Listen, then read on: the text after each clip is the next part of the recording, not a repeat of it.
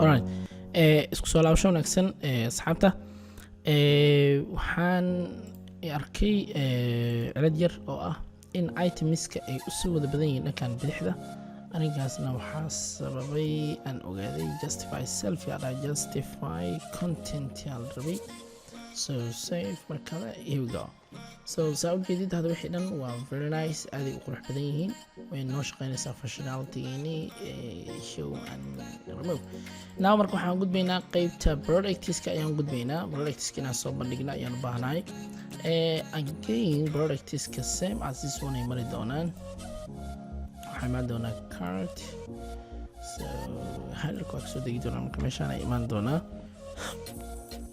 sorry about that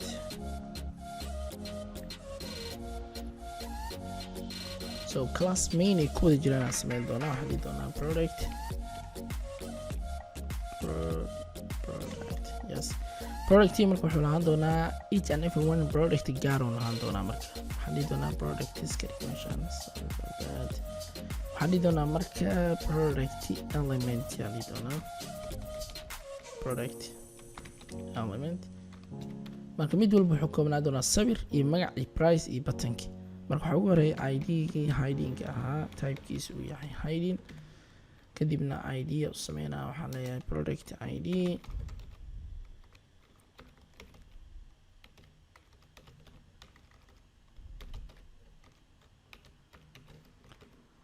kadibna waxaa ku xigo I think imageka srcgiisa waa image so not miss image one and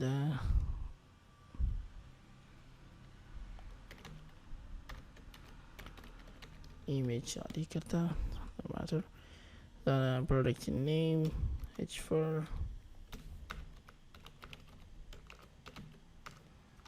dash name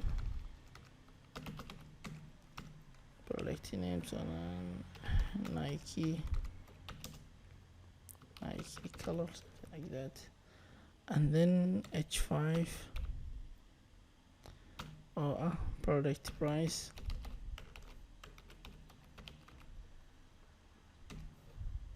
almost little something like that. All right, so ugu dambeynna btn add to cart action buttonka add to cart waxaan leenahaa btn dot btn underscore add underscore to underscore cart btn add to cart waxaan leenahaa marka add to cart so waxaan sameynayaa marka simply intaana marka koobiyana saddex product yaa rabnaa sida ognahay meesha waxaa dhihi doonaa product 3 maadaama kun saddexaad yahay Nike summer so I think that is good id a number al rabaa inuu qorayaa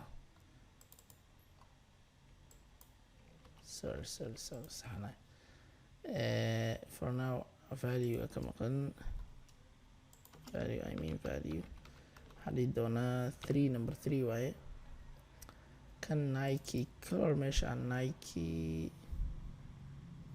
let's say banner I think that is awesome 90 US so where is product 2 and then value isna waxaa ku shubtaa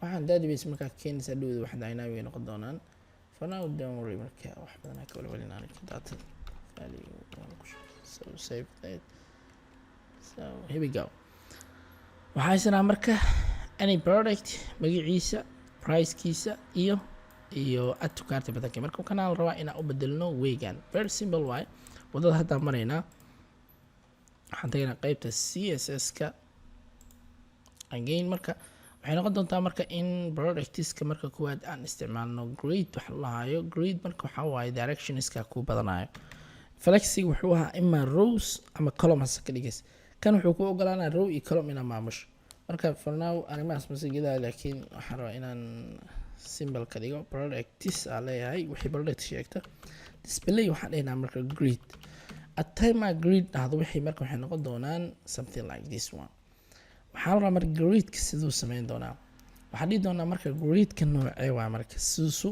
soo muuqana grid waxaa jira marka template row iyo template column. template row waxaa isticmaalaysaa markii waxaan ay yihiin wax oo column ah, row markay yihiin. markay column yihiinna column aa isticmaalay. column waxaa ka wadaa sidan oo kale. column waxaa laga wadaa 1 2 3 column. row marka la dhahayo jiif aa la xisaabinaa. arrinkaas in aad lagu baraarugsan yahay rajeynaa. marka waxaan leeyahay create template columns. sidee loo sameynaa marka? waxaan dhihi karnaa tusaalahaan 1fr. 1fr that means one fraction oo asilaha ku fariisto. haddaan 1fr kale ku darno that means laba item sidaan meesha qabsadaan. for now aan save gareeyo arka wax dhacay. waxaa ujeedaa laba product ka mid ah meesha soo gasho. product saddexaad faro laguma hayo. sababta waxaa waaye create at time 1fr dhacday that means hal product meesha ku jira bas oo kaliya. so haddii aad dhaha marka 1fr keliya daa kusoo koobana hal product meesha qaata waay. ujeedaa? so I think I'm missing something. hal product laba product lama sameeyay. saddexaan rabaan mar aan hubiyo arrinkaas. product element meesha waxba qaldana amalena. product element way uu soo bandhigi lahayaa.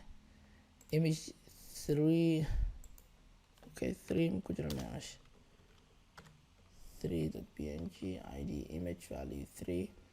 so I think that is good. yeah okay now marka waxaanahay marka that means great template columns marka dhacdo 1fr that means hal qof meesha qaato waa page-ka oo dhan. haddii 1fr kale aad ku darto that means labo. haddaa saddex rabtana 1fr kale aad ku daraysaa. that means marka saddexdoodii maxay noqonayaan? here we go. mujeedaa? waa very nice. waxa waaye gradeka asagana insha allah 10 gooni aan ka sameyn doonaa. laakiin for now inta aan kusii fahanno haddii ilaahay kala marka saa ujeedid saddexdooda soo laabtaa. marka way short loo qoraa jiro maadaama saddex jeer aan soo celiyo. waxaan dhihi karaa repeat. waxaan yaa soo celin rabaa aniga qofka soo celin rabaa yaa wax soo celinaysa saddex qof mee qaab noocee. waxaan leedahay 1fr that means saddex qof qaataan same as this one. okay good. grade measures aan kaga gudbo. waxaan sameynaa marka margin top let's say margin top waxaa dhaha tusaale ahaan 50 pixels inay kasoo degaan arabaan something like that. so grid gapkan waxaa waaye grid gapkan labadan spaceka u dhexeeya waa macnaha. waxaa dhaha marka grid dash gap waxaa dhaha tusaale ahaan 10 pixels spaceka u dhexeyn doona. hadda ma dareemi doono laakiin marka background u sameyna dareemi doonaa. marka waxaan rabaa each and every one product inaa asano. waxaan leeyahay marka products dot products ama product underscore element that means mid aan usoo qabanaynaa.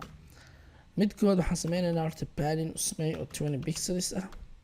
sidoo kale width oo waxaan dhahdaa 380 pixel ah. iyo height oo isagana aad siinayso 380 waa simeeyin 380 pixel. and then background oo cadaan ah. again waxaan sameynaynaa box shadow. waxaan leynaa 2 pixel top and bottom ah. 4 pixel left and right. 10 pixel oo bulaarka ah. colorkan waxaa dhahdaa RGB blur. waxaa lahaa shadowga muuqanayo waa macnaha 194 maybe 182 0.9 alpha waa kan. waxa waaye siduu u muuqanaa colorka bb ma noqonaa siduu noqonaa safe atama dhaha si u qurux badan yahay. fiiri sida hore fiiri. here we go. see marka boxkana anaga hadda design gareynayn wajida shadow yar oo isku aadan oo qoray kuwana mid u galeena. so I think that is good. waxaan tilmaamaysanaynaa imageka si gaar u tilmaamaysanaynaa meesha wax qasaya siga waaye. waxaan leynaa img. waxaan leynaa maybe positionkiisa relative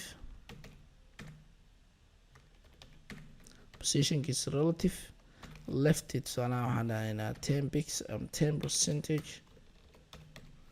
and then width waxaan siinaynaa aad u yar. waxaan leynaa 60% qaata meesha 100 uu ka ahaa. radius 20%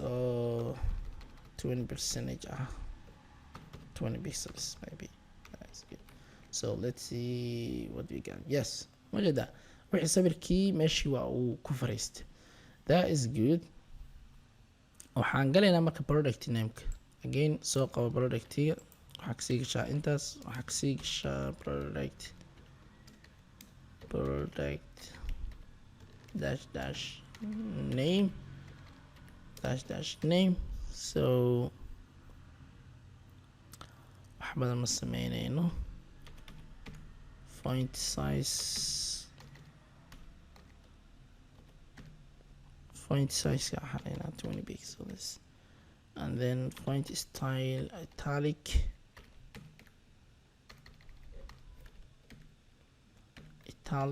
jif macnaha margin waxaa dhahdaa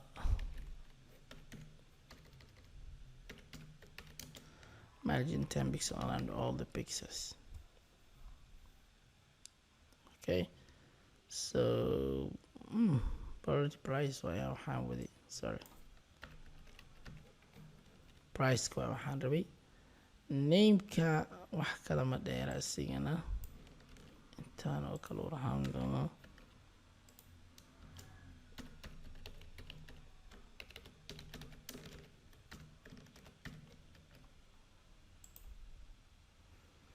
bas wuxuu lahaan doonaa isaga uu dheer yahay nimankan kale font size 20 waa okay font weight u qaadan doonaa kan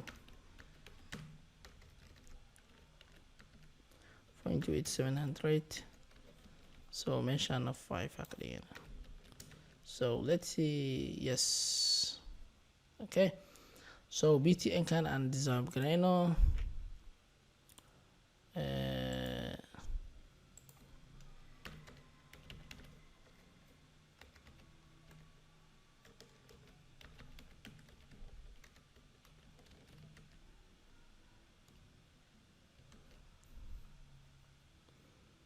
okay, that is good. Okay, what's wrong?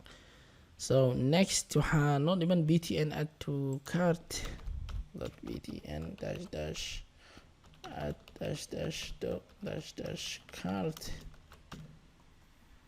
ana position kiisu intaan waqti aan save gareeyo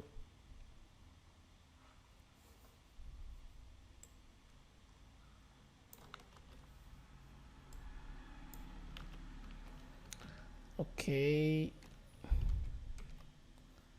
samjidan okay see ku dhacday arrinkan aan sharxo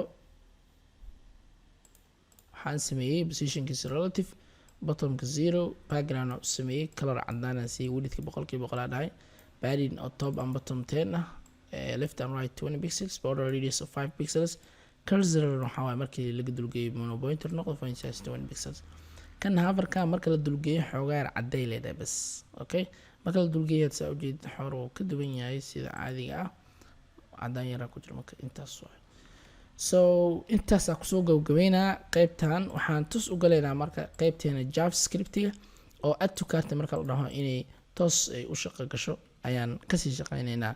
That's it. Assalamu alaikum warahmatullahi wabarakatuh. See you next video.